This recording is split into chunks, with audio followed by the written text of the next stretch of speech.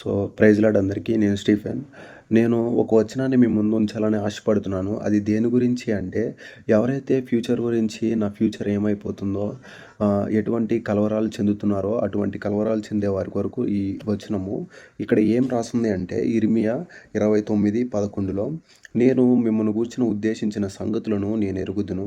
రాబో కాలమందు మీకు నిరీక్షణ కలుగునట్లుగా అవి సమాధానకరమైన ఉద్దేశములే కానీ హానికరమైనవి కావు. ఇదే దేవుని వాక్కు.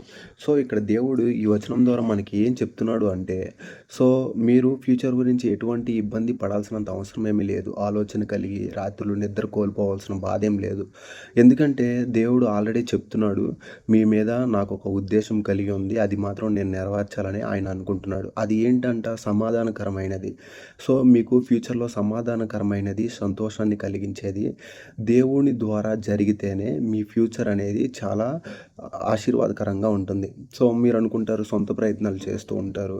ఆ జాబ్ కావాలి, ఈ జాబ్ కావాలి, అవి కావాలి, ఇవి కావాలని ఎన్నెన్నో ఆశలు పెట్టుకుంటూ ఉంటూ ఆటిలో నిరాశలే మిగులుతాయి గానీ, ఆశలు మీకు సంతృప్తి అనేది కలగదు. సో, దేవుడు ఏం చెప్తున్నాడంటే మన కొరకు ఆల్రెడీ ఆయన ఉద్దేశించిన కార్యాలనేవి కొన్ని ఉన్నాయన్నమాట. అవి మనం ఎలా పొందుకోవాలి అంటే, దేవుని నామంలో ప్రార్థన చేయాలి. ఆయన్ని అడగాలి. సో, దేవునికి మనము ప్రతిరోజు ప్రార్థన, విన్నపముల ద్వారా ఆయనకి తెలియచేస్తే, మన ఫ్యూచర్‌లో ఆయనకున్న ఉద్దేశాలు ఏంటో ఆయన మనకి తెలియపరుస్తాడనమాట. మీరేం వరీ అవ్వాల్సినంత అవసరమే లేదు.